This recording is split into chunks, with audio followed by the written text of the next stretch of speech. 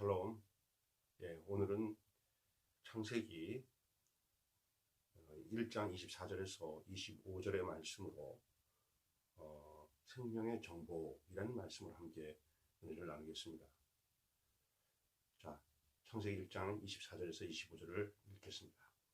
하나님이 가라사대 땅은 생물을 그 종류대로 내되 육축하 기는 것과 땅의 짐승을 종류대로 내라 하시고 그대로 되니라. 하나님이 오늘은 창세기 수요 강의 8번째 시간이 되겠습니다. 오늘은 창세기 1장 24절에서 25절의 말씀입니다. 하나님이 가라사대 땅은 생물을 그 종류대로 내되 육축과 기는 것과 땅의 짐승을 종류대로 내라 하시고 그대로 되니라. 하나님이 땅의 짐승을 그 종류대로, 육축을 그 종류대로, 땅에 기는 모든 것을 그 종류대로 만드시니 하나님 보시기에 좋았더라. 오늘은 생명의 정복이라는 말씀으로 함께 은혜를 나누겠습니다. 물은 생물로 완성하게 하라 하신 하나님은 땅은 생물을 그 종류대로 내라 말씀하셨습니다. 다섯째 날은 물을 정복하는 것이고 여섯째 날은 땅을 정복하는 것입니다. 하나님은 육축과 기는 것과 땅의 짐승을 종류대로 내라 하셨습니다. 그 동물은 창조하셨다고 하지 않고 만들었다고 하셨습니다. 이것은 생물이 어떤 형태로 변화하고 발전했다는 뜻입니다. 창조가 아니라 생물이 발전한 형태라고 할 수 있습니다. 물고기나 새는 완전한 모습이 아닙니다. 땅을 정복하기에는 완전하지 않다는 뜻입니다. 물이라는 것은 부정한 것입니다. 큰 물, 많은 물, 또 사망의 물, 그런 것으로 표현하고 있죠. 생명에 대해서 죽음을 가져오는 것, 그것을 말하고 있는 것입니다. 노아 홍수 때에 큰 물이 온 땅을 덮으니 기식 있는 모든 생물이 멸종하였습니다. 성경에서 큰 물은 사망, 다시 말해서 멸망의 상태를 의미합니다. 이 사망을 정복하기 위해 물속에 살고 있는 공중에서 사는 그런 왕성한 생명이 필요하지만, 물속에서 살고 또 공중에 사는 왕성한 그런 생명이 필요하지만, 땅을 정복하는 데 있어서는 그것은 형태가 부족하다는 뜻입니다. 생명에 대해서 물은 부정적인 것이지만 땅은 긍정적인 것입니다. 1장 20절에서 23절의 말씀에서 물고기와 새는 창조하셨다고 하였는데 왜 동물들은 창조했다고 하지 않으시고 만들었다고 하셨을까요? 그것은 물고기에서 동물의 세계로 옮겨졌다는 뜻입니다. 잔잔한 것입니다. 여기서 만들었다는 말은 전진했다는 뜻입니다. 창조했다는 말과 만들었다는 말은 어떻게 의미가 다릅니다. 어떻게 해도 의미가 다르죠. 그러니까 예를 들어서 물고기나 새는 그 모양을 봐도 표정을 알 수가 있습니다. 표정을 알 수가 없습니다. 물고기나 새는 모양을 봐도 표정을 알 수 없습니다. 물고기는 항상 눈을 뜨고 있습니다. 좋아하는지 싫어하는지 표정을 읽을 수가 없습니다. 움직이고 있을 뿐이지 웃거나 우는 모습을 볼 수가 없습니다. 움직이고 있을 뿐이지 웃거나 우는 모습을 볼 수 없고 또 좋아하거나 싫어하는 모습을 볼 수도 없습니다. 이것은 어떤 형상으로서 부족한 상태를 말하고 있습니다. 그러면 땅이라는 것은 어떤 의미를 갖고 있습니까? 땅은 육체를 상징합니다. 궁극적으로는 그리스도를 상징합니다.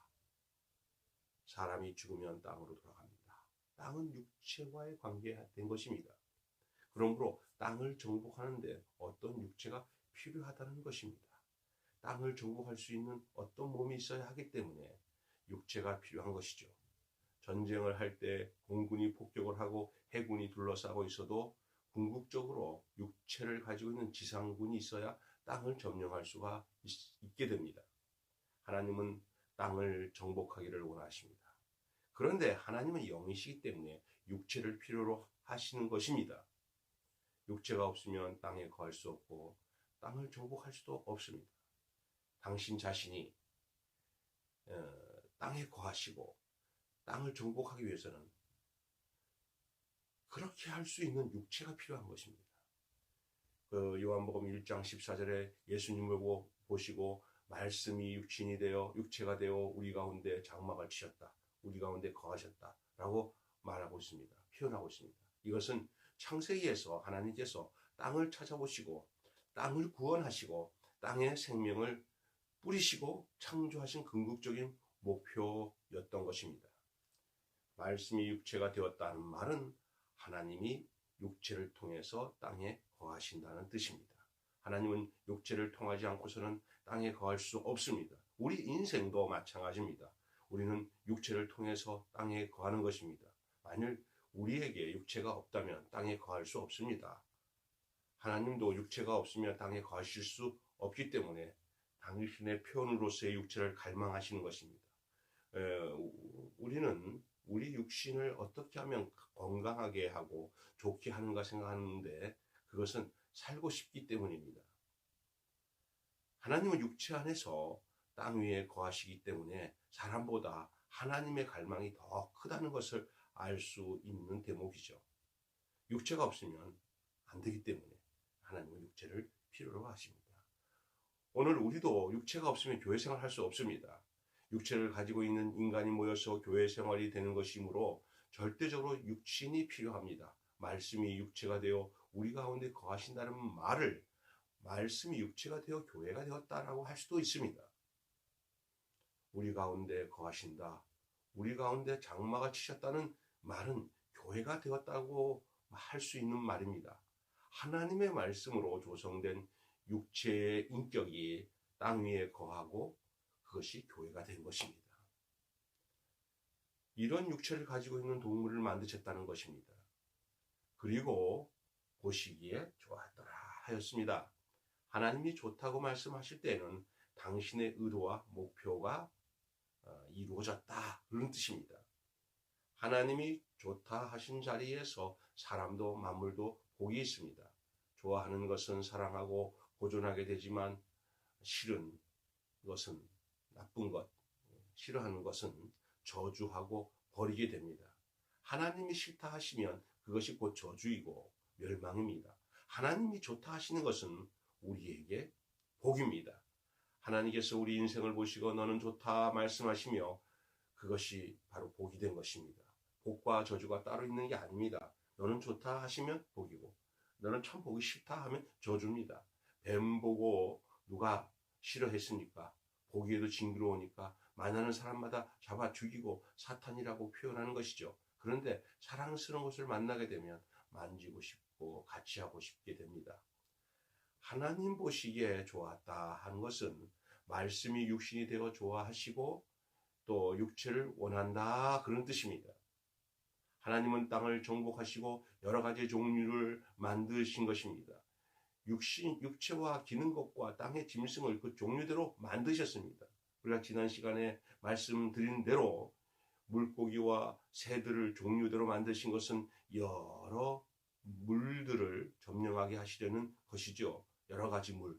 다시 말해서요. 이런 사망, 저런 사망을 정복하기 위한 것이에요. 사람에게서는 다가오는 그 부정적인 요소들을 우리가 생각해보면 헤아릴 수가 없습니다. 이런 종류, 저런 종류 여러 가지로 엄습해오는 것이 곧 물이고 그것이 바다입니다. 그런 물이나 바다에서 더 활동할 수 있고 이길 수 있는 생명을 창조하셨다는 뜻입니다. 만일 고래가 있다고 생각해 보십시다. 아무리 고래가 힘이 좋아도 얕은 물은 정복하지 못합니다. 그런데 얕은 물은 작은 고기들이 정복해서 활동합니다. 피라미드들이 얕은 물가에서 막 활동하잖아요.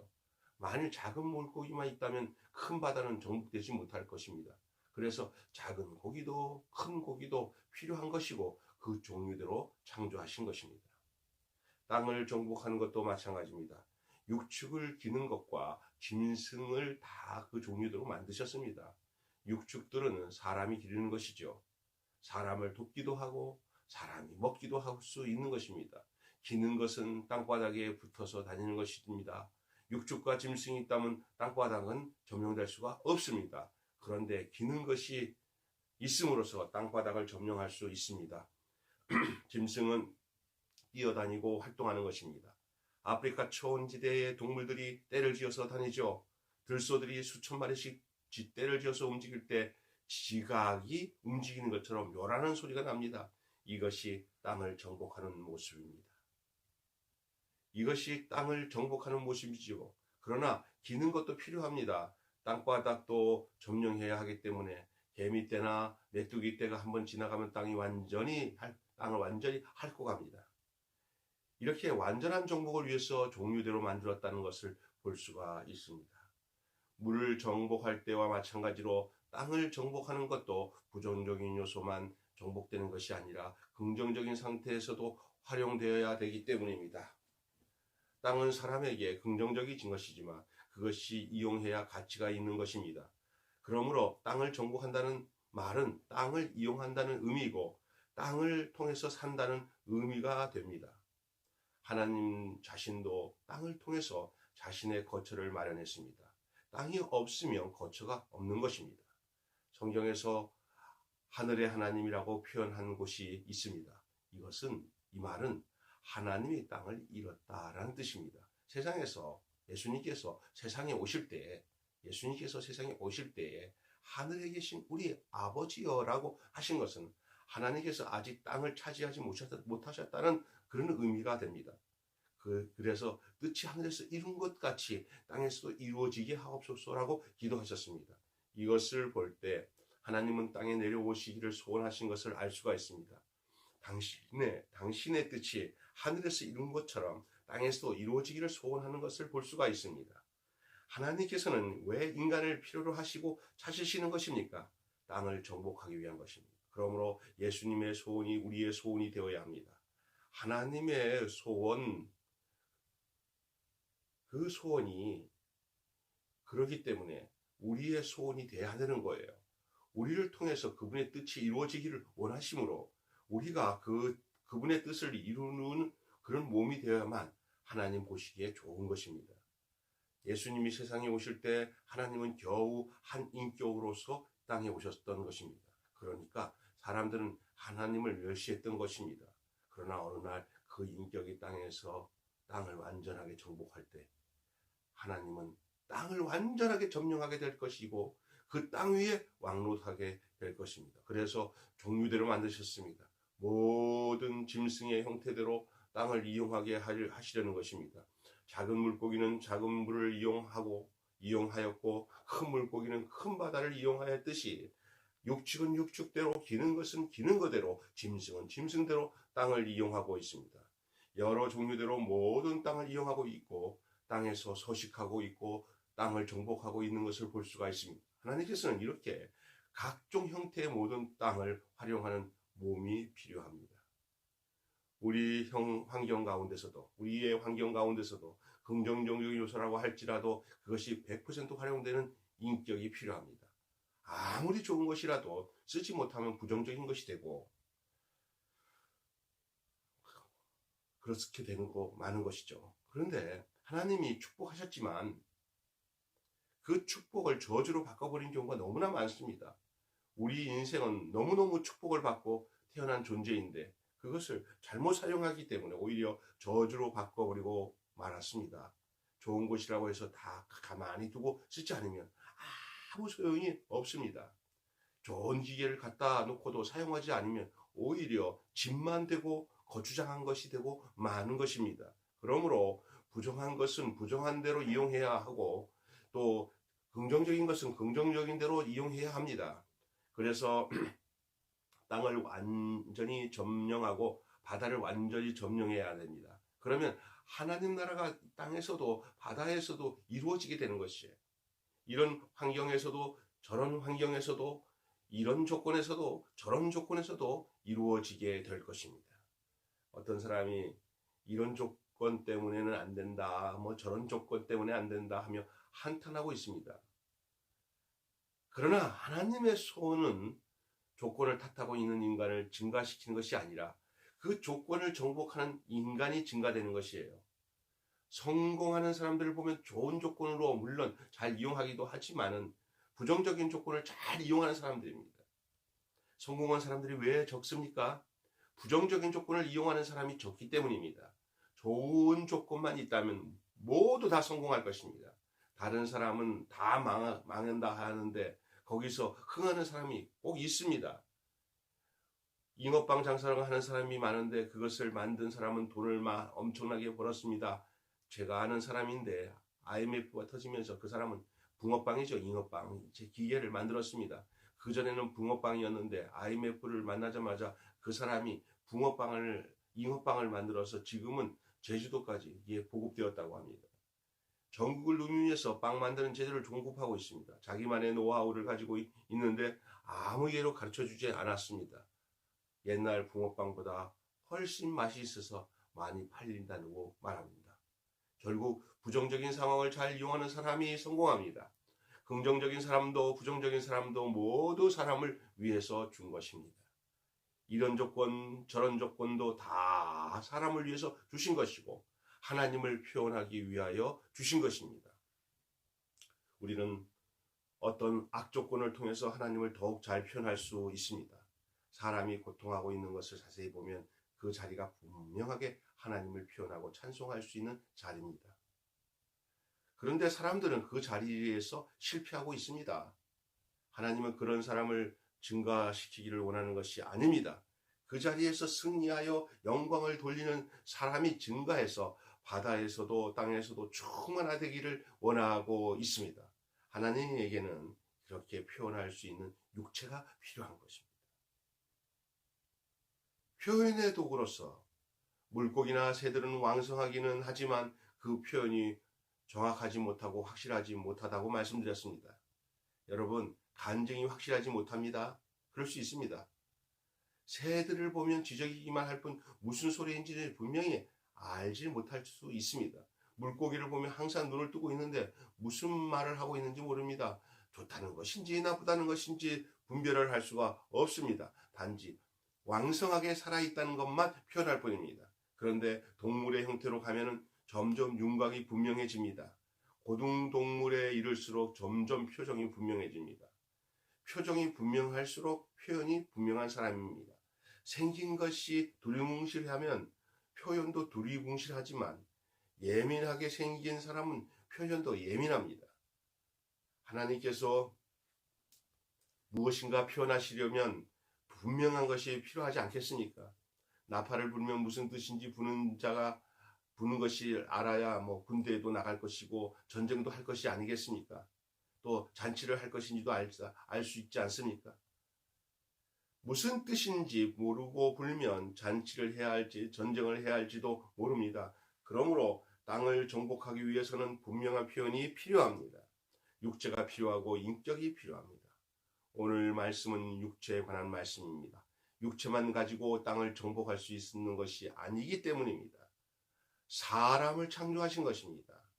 같은 여섯째 날 동물들이 창조되고 사람이 창조되었습니다. 우리가 그렇게 볼 수가 있습니다.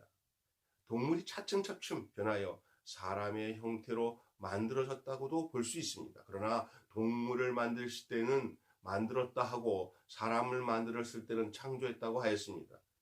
자, 그게 달라요. 그렇기 때문에 여기에 다른 점이 있다는 것을 볼 수가 있어요. 동물을 만드시고 정복하라 하시지 않고 사람을 만드신 후에 정복하라 하셨습니다. 이것을 볼 때 단순히 육체만을 가지고는 땅을 정복하는 것이 아니라는 것을 알 수 있습니다. 뛰어다니고 누비고 다닐 수는 있지만 궁극적인 정복이 아닙니다. 그것은 사람이 필요하게 되어 있습니다. 그래서 사람이 필요하게 되어 있습니다. 사람과 동물이 무엇이 다릅니까? 하나님의 뜻을 표현함에 있어서 다릅니다. 육체로는 다른 것이 없습니다. 사람은 두 발로 다니고 동물은 네 발로 다닌다는 차이도 있겠지만 원숭이 종류에는 두 발로 잘 걷는 것이 있습니다. 사람과 같이 걷지만 그렇게 사람과 같이 잘 걷지는 못하지만 그래도 우정하게 잘 걸어 다닙니다. LA에 갔을 때 그런 동물을 키워서 쇼를 하는 것을 본 적이 있을 것입니다. 영락없이 사람들처럼 걸어서 나와 손도 흔들고 사람이 한 대 때리면 따라서 때리는 등 여러 가지 흉내를 내는 것을 볼 수 있습니다. 사람은 하나님을 표현하는 데 있어서 동물과 다른 것이지 육신적인 기능에서는 다르지 않습니다. 어떤 면에서 보면 사람이 육신적으로 동물보다 못합니다. 달리는 것도 나무를 타는 것도 사람은 동물만 못합니다. 어떤 면에서는 사람이 다른 동물보다 나은 것이 없을 것입니다. 그래서 우리가 서서 걷는 것은 사실은 좋은 게 아니에요. 네 발로 뛰어다니면 오히려 병이 없습니다. 걸어서 다니기 때문에 위장병도 있고 허리도 아픈 것입니다. 사람이 동물보다 나은 점 없습니다. 다만 하나님을 표현하는 데 있어서 동물과 사람은 차별이 있습니다. 우리의 인생이 사는 날 동안에 하나님을 표현하는 것이 얼마나 축복입니까? 그러나 살아도 하나님을 표현하는 것과 전혀 무관하다면 동물로 사는 것이 낫지 사람으로 사는 것은 정말 아닙니다. 그러나 우리 인간이 살아있고 숨쉬고 있는 것은 하나님을 표현하기 위해 있는 것입니다. 육체를 필요로 하지만 단순히 육체를 필요로 하는 것이 아니라 하나님을 표현하는 육체를 필요로 하는 것입니다. 그래서 처음에는 동물을 만드셨지만 결국 사람을 다시 만들었다고 말하지 않고 창조하였다고 말씀하고 있습니다. 우리는 1차적으로 동물이고 2차적으로는 인간입니다. 그러므로 내가 1차적인 인생만 살다 가는 것이라고 한다면 웃기는 것이죠. 2차적인 인생을 살아가는 것이 정말로 진짜 중요한 문제가 되는 것이죠. 2차적인 인생을 살지 못하면 1차적인 동물과 같은 삶을 살다가 가는 거예요. 하나님께서는 우리가 2차적인 생명을 살게 하시려고 우리를 부르신 것입니다. 기도드리겠습니다. 감사하신 하나님 아버지, 우리 인생을 모든 만물에 비해서 월등하게 복을 주신 것을 감사합니다. 우리는 만물에 비해서 나은 것이 하나도 없지만 오직 하나님을 표현하는 데 있어서 우리를 월등하게 지으시고 그것을 기대하시고 그것을 위하여서 우리에게 공급하시고 축복하신 것을 감사합니다. 주님, 우리가 1차적인 인생으로 끝나지 아니하고 2차적인 인생으로 하나님을 영화롭게 하고 영광을 돌리는 사람이 되게 하여 주옵소서. 예수 그리스도 이름으로 기도하옵나이다. 아멘. 코로나로 인해서 이제 비대면으로 드릴 수밖에 없는 상황이지만 함께 이 고비를 잘 넘기고 빨리 코로나가 종식되도록 함께 기도해 주시기를 바랍니다. 주를 찬양합니다.